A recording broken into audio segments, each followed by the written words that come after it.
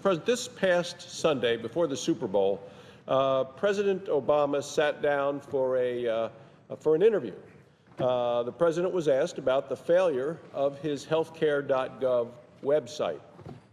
He talked about how there are always glitches with technology, but then he said this about the website. He said, it got fixed within a month and a half. He said it was up and running, and then he said, now it's working the way it's supposed to. According to the President of the United States, healthcare.gov is now working the way it's supposed to. Mr. President, the President of the United States is in denial. This is an incredible statement that he has made. I find it especially hard to believe when I looked at the Washington Post the next morning, on Monday, the day after the President's interview, where he said that it's working the way it's supposed to. And you look at that headline on the front page of the Washington Post on Monday, health site can't handle appeals. Health site can't handle appeals. Thousands of requests for fixes filed but unprocessed. Filed but unprocessed. Is that what the President of the United States means when he says now it's working the way it's supposed to? Is the President oblivious to what is happening in this country with his signature piece of legislation? According to this article, tens of thousands of people who discovered the healthcare.gov made mistakes. That's what they discovered. The website made mistakes as they were signing up for a health care plan, and they were confronting a new roadblock. The government cannot yet fix the errors. Well, the President may think he's perfect, but there are a lot of errors with his website, and to say that it is working the way it's supposed to me, cites presidential denial. 22,000 people, the article says. Is that what President Obama means when he says the website is working the way it's supposed to?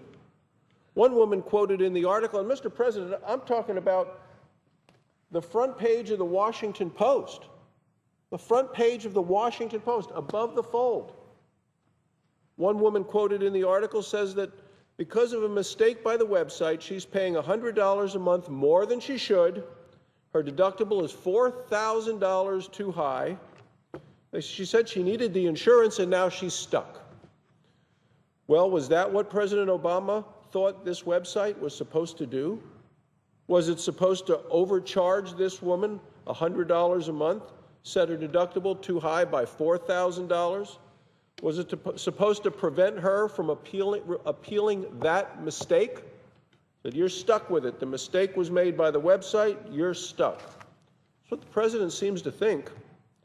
Here's another headline that ran on Monday, the day after the President's interview. It was in the Anchorage Daily News in Alaska. It says, Enroll Alaska mistakenly releases hundreds of email addresses. Now, Alaska is one of the states that doesn't done their own exchange. They're part of the federal exchange. It uses healthcare.gov. The article says, Enroll Alaska mistakenly released over 300 email addresses Monday afternoon when an employee sent out a mass message about a healthcare.gov glitch without masking its recipients. So, number one, there was a glitch. They went to tell people about the glitch. Remember, the President says now it's working the way it's supposed to. So there was a glitch. They sent out an email explaining the glitch, and they end up releasing all of the people's personal email addresses when they're trying to point out to the incompetence of the website in the first place. Is that the way President Obama thinks that things are supposed to work with his website? This is the kind of security issue that many of us have been worried about from the beginning. People have to provide a lot of their personal information to this website. Financial information, health information, Social Security number, demographic information, and there's just not enough assurance that the information is being properly protected.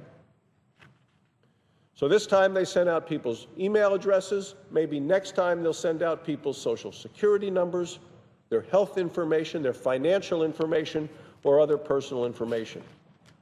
Now, that's not even talking about the lack of security on the website. and whether hackers can break in and steal information. This is just human error, carelessness, and what people connected to the site are sending out by mistake. It's a very real concern. For the president to not take this seriously, and I believe he doesn't take it seriously. I believe he has his head in the sand on all of this. He's dug in on this law. For the president to not take this seriously and say that everything is going the way it's supposed to, that is a very real problem with the man in the White House. Now, that's just the website. That's what the president was talking about in that interview. What else about the health care law is working the way it's supposed to, I ask you, Mr. President? Is it the millions of people who will be dropping out of the labor force because of the law? On Tuesday morning, the Congressional Budget Office said that's exactly what's going to happen. Here's how the papers reported it. The New York Times, health care law projected to cut the labor force. Health care law projected to cut the labor force. The Wall Street Journal, health law to cut into labor force. Here's how the Hill put it. Obamacare will cost 2.5 million workers by 2024. Is that the way the Obama administration thinks its health care law is supposed to work? Well, they're actually saying yes, that it is. Jason Furman, the president's top economist, said that the health care law, he said, is helping labor markets, it's helping businesses, it's helping jobs. Helping labor markets? Because of the failed policies of the Obama administration, we have the lowest labor force participation rate in 35 years. People have given up looking for work. The administration should be doing all that it can to increase the labor force participation, not celebrating that its health care law is going to push that number even lower. Middle-class Americans all across this country have seen their insurance premiums go up significantly because of the health care law's costly mandates. They've seen their deductibles go up. Millions of hardworking Americans have had their insurance policies canceled. Why? Because of the law. Now we're seeing people's personal information put at risk, and we're seeing the damage the law is doing to the labor force. President Obama says it's working just the way it's supposed to. That's what he says. The president is wrong.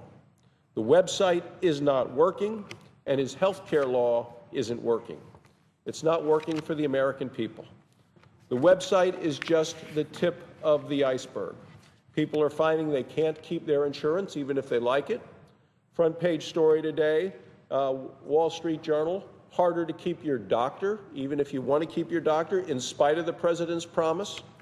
We have millions who had their policies canceled, others losing their doctors. We've seen premium costs go up. We've seen deductibles and out-of-pocket expenses go up, and the issue of security fraud.